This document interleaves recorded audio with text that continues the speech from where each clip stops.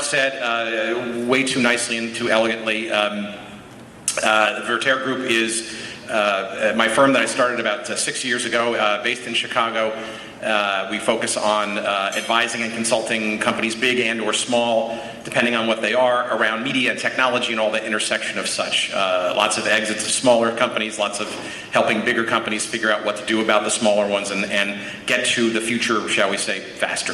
But that comes off the back of about almost 20 years of agency-centric experience at both the Publicis family and the IPG family. In the last 2 jobs in those places were founding and running ventures practices.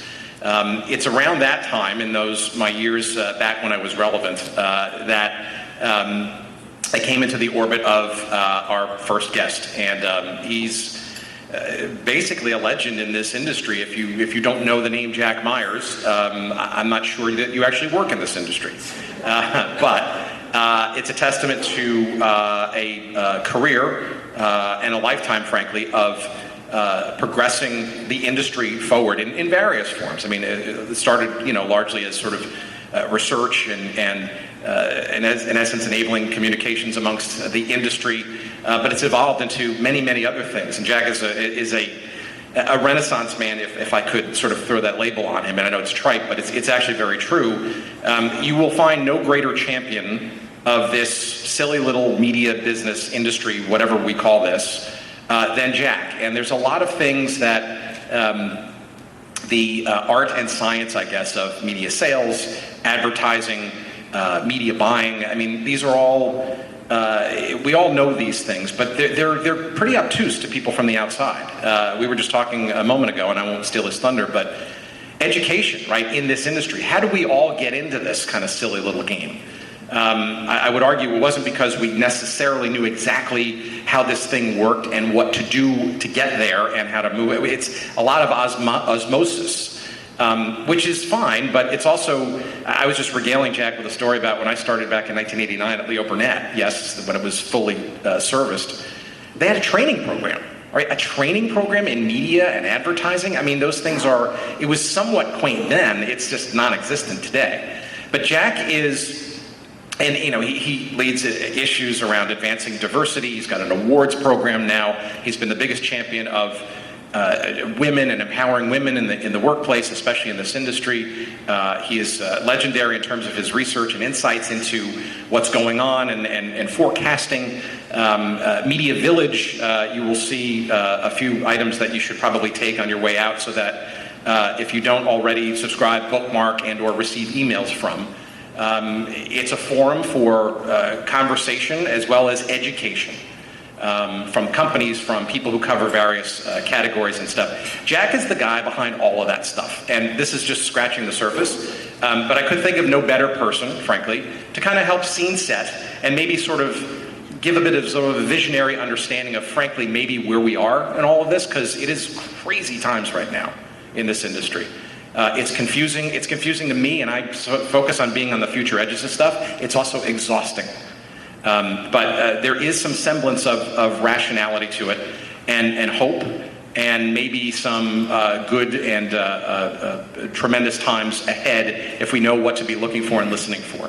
So without any further ado, as I completely babble along, I want to invite my pal Jack Myers to come and speak for a little while, and then we'll have a little conversation. What do you say, Jack? Sounds good. Jack Myers, everybody.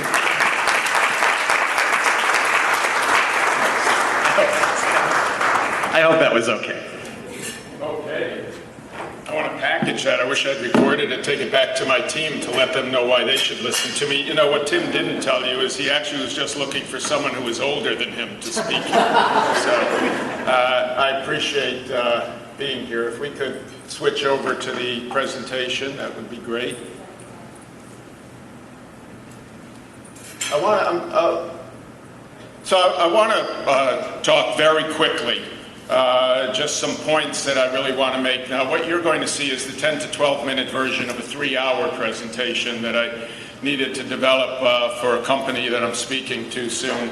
And I really wanted to focus in on what is really, really important to all of us right now, and that's the transition that we are at a moment in time right now, 2020, that I think will be not only the most important year in industry, but the most important year perhaps in our history, or at least since the early part of the last century, when we were moving from the industrial age into the industrial age, and where the developments, the technology advances of the 30-year period from 1890 to 1920 were all really taking hold, and there was a huge post-World War I acceleration. And that's where we are right now. We're at that point of acceleration.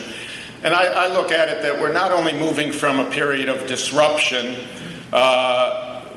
into what has been for the last 20 years what I call a period of construction to a period of implementation. And that's a huge shift in how we think, how we act, and the people we need in order to do the jobs that need to be done, not just now, but into the future. And the decisions that you're making right now about implementation and how your companies, your technologies, your business models apply as we look at the future. I pay a lot of attention to words. I'm a writer, and words are important. And I think it really helps as we look at words. So I look back at what was the word of the decade, 1990 to web.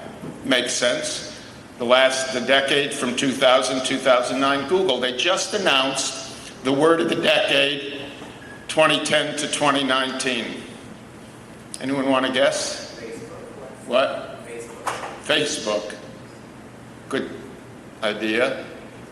Stability has been out there. Trust has been out there. Streaming.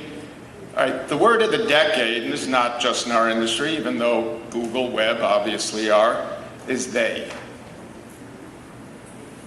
American Society of Linguists, they. The non-binary, gender-related, they. Now, I thought a lot about that, and being very active in diversity and inclusion and equality, I thought that's really reflecting the decade, which has been a decade where culture has kind of moved into the forefront, applying technology, applying the advances, and I thought it was really relevant. And then I thought, what is the next word of the decade? And then I thought, all right, well, let's just think about 2020. My word for 2020, and this ties back to what Mark was saying, what binds us together? We've been so focused on competition, on adversity, on fighting with each other, on positioning ourselves, not just in our industry, not just within our companies, but within our society, our culture, our world. What binds us together? And I believe that's really going to be relevant. Why do we need to think about ourselves together? And why do we need to think about us in the context of our industry, our business? Marketing growth over the last 2 decades has been flat. Factor in inflation, marketing investments are down 20%. In that context, there are over 100 trade associations in media advertising and marketing and entertainment competing with each other, each saying why they have an advantage, why they're better than the next guy. Nowhere do we come together as an industry, perhaps other than the Ad Council and what we're doing at Media Village, to really work as a collaborative.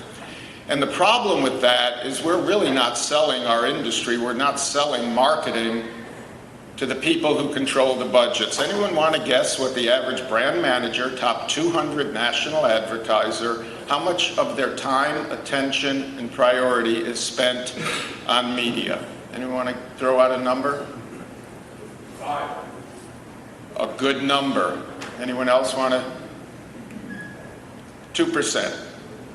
It's down from about 12% 20 years ago when the average brand manager spent 60% of their time on advertising. In fact, at P&G, 30 years ago, today's brand manager was called an advertising manager. Today, advertising represents only 10% of their total attention. They're focused on so many other things. Advertising and media are taking a lower and lower priority. It's a commodity budget that the procurement departments have been taking over, as you know all too well. Only 1/3 of chief marketing officers have a marketing education or marketing experience. They're coming out of finance, sales, coming up from technology. And marketing is a pass-through job. It's not that people are getting fired from their CMO positions. They're moving on. They only intended to stay 2 to 3 years in those roles before they moved on to more relevant C-suite positions. Now, one of the challenges we have is with all of this, as Tim accurately pointed out, we're not learning.